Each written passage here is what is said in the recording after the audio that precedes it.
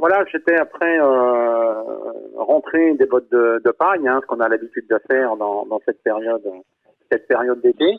Et donc, je suis allé chercher dans une parcelle où il restait une dizaine de bottes avec mon télescopique et puis la remorque 4 roues derrière. Et donc, je l'ai déclé dans la parcelle. Et donc, je me suis positionné en angle droit entre la remorque et le télescopique.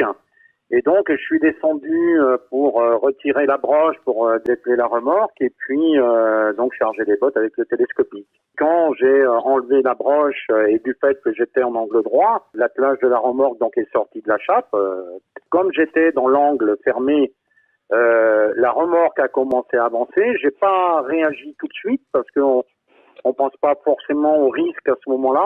Et quand je me suis retourné pour retourner à la cabine du télescopique, la remorque était arrivée sur moi et elle m'a bloqué contre la roue du télescopique. Et je me suis retrouvé un peu comme un coin qu'on met sous une porte pour éviter qu'elle se ferme. Mais là où j'ai bien senti que c'était grave, c'est quand elle m'a serré juste en dessous du sternum. Ça m'a sorti l'air malgré moi des poumons. Et là j'ai dit voilà, je suis vraiment en mauvaise posture. Et c'est là que je me suis dit écoute. C'est peut-être ton dernier moment. J'ai réussi en contorsionnant, arriver à glisser le long du pneu jusqu'au moment où j'ai pu me dégager entre le châssis du télescopique et la roue du télescopique. Et vraiment le constat à chaque fois qu'on peut faire et que je fais là particulièrement sur ce qui m'est arrivé, c'est qu'on fait pas assez attention, quoi. On fait des choses machinalement.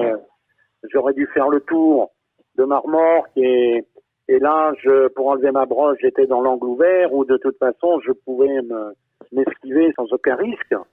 Mais je l'ai pas fait parce que voilà, je suis descendu, je suis allé là au plus court et j'ai pas mesuré de tout le risque que je prenais, quoi.